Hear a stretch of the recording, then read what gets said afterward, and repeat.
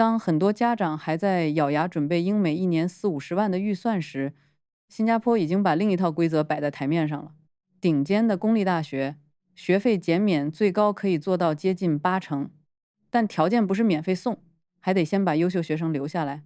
因为这不是留学优惠。新加坡真正卖的不是文凭，而是一条从名校到本地就业，再到长期身份可能性的完整通道。现在英美澳的问题，家长都很清楚，钱越花越多，毕业后的确定性却越来越低。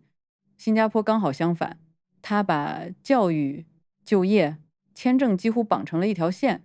今天这期我们就把这件事讲清楚。你听完之后，大概率会重新评估孩子的出国路线。这几年，家长对留学的判断标准已经变了，以前更在意学校名气是不是更好看，但现在最扎心的问题只有一个：花出去的这笔钱，最后能不能换回一个像样的职业起点？因为现实很直接，学历在增多，岗位没有按同样速度增长，很多家庭投入几百万，最后换来的只是简历上多一行海外背景，就业竞争并没有因此轻松多少。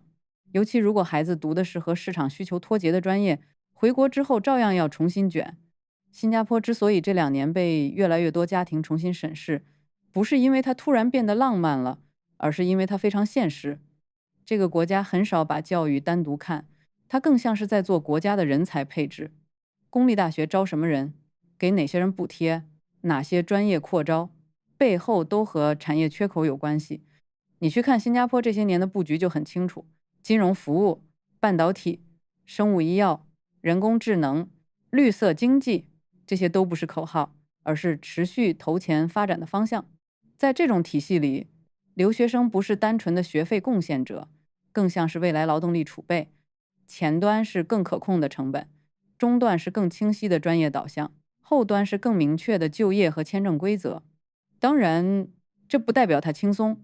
恰恰相反，它要求你从一开始就想明白，孩子是不是适合在一个高密度、高纪律、强竞争的商业社会里发展。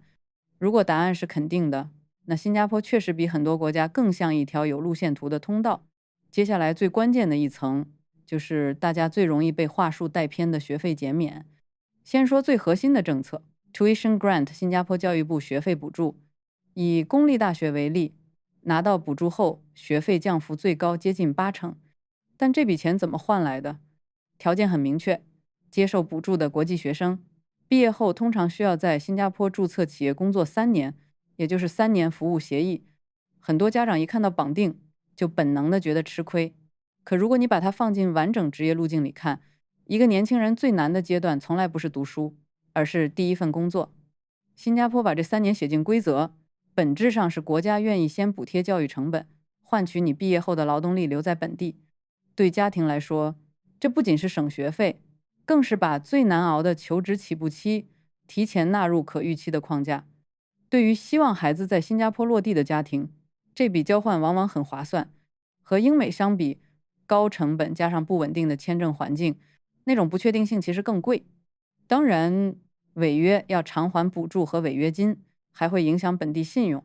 关键还在于你一开始有没有想清楚方向。如果只把新加坡当跳板，这协议就是负担。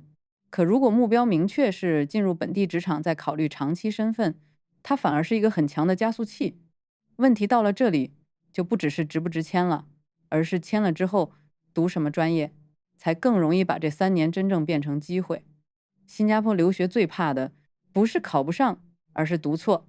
学校可以帮你打开门，专业决定你能不能留下来。家长如果只盯着传统意义上的热门专业，很容易错过真正有就业牵引力的赛道。以 NUS 为例，近年的招生和课程设置变化非常明显，越来越强调学术能力之外的综合判断、跨领域训练和实际问题解决能力。这个趋势背后只有一个解释：新加坡要的不是高分模板，而是能直接进入产业系统的人。你去看本地长期紧缺岗位，会发现几个关键词反复出现：数据、AI、网络安全、先进制造、金融。这些方向有一个共同点，他们都高度依赖复合能力。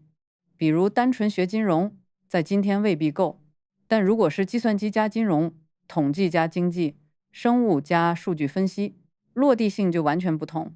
在新加坡，万金油往往并不稳，因为这里市场小，岗位结构精，企业招人更看匹配度，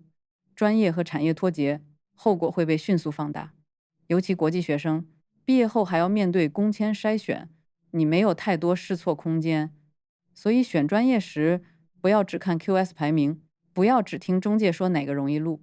先看这个专业对应的新加坡本地产业有没有持续需求，再看课程设置里有没有实习、企业合作、双学科模块。对家长来说，这里的思路必须变一下，不是先问孩子喜欢什么，再去找学校，而是先看哪些赛道在新加坡有真实机会，再判断孩子适不适合往那个方向培养。说得更直接一点，在新加坡，专业选择不是审美题，是生存题。接下来我们来聊聊真正的门槛——工签。很多家庭对新加坡最大的误解，就是把留学和移民画上等号。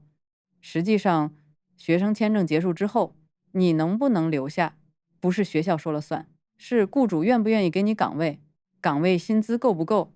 现在大家最常提到的是 EP，按照新加坡人力部近年的标准，新申请 EP 有明确的薪资门槛，当前起薪基线大约在每月5600新币，金融行业通常更高，但这只是入门条件，系统还会综合看年龄、学历、岗位质量、企业属性等因素。也就是说，5600不是终点，是起跑线。这个门槛传递了一个清楚的信号：孩子毕业时必须具备较强的市场竞争力，最好进入高附加值行业，否则雇主没有足够动力为一个国际毕业生走完整个申请流程。所以学校和专业不能拆开看，他们最终都会落到薪资和岗位质量上。那 PR 呢？ PR 不是毕业礼包，更像是一个综合评估结果。你在本地工作的稳定性、收入水平、行业稀缺性都会影响结果。拿到 PR 之后，才真正进入新加坡长期生活的核心体系。这里我必须提醒一个高风险区，就是私立院校，不同私立之间含金量差得非常大，有些项目实际在本地认可度很弱。新加坡这条路确实有红利，但红利只给准备充分的人。回顾今天的所说的内容，我们能发现，新加坡留学不是便宜版的英美，它是一套高度结果导向的教育和职业联动方案。前端看学费减免，中段看专业选择，后端看工签和长期身份，每一步都能算账，也每一步都不能走错。对家长来说，最重要的不是跟风，而是尽早判断孩子适不适合这条路径。如果适合，现在确实是值得认真研究的新窗口。如果你愿意，我也可以继续把这条路线拆得更细，比如中学阶段怎么准备，本科申请怎么选校，哪些专业组合更有留薪优势，私立和公立到底怎么判断。你最关注新加坡哪个专业方向，也可以直接留言告诉我，我会根据大家问的最多的问题继续往下做。如果你想持续看到这种把教育和职业放在一起拆解的内容，记得订阅我们的频道。我们下期接着讲。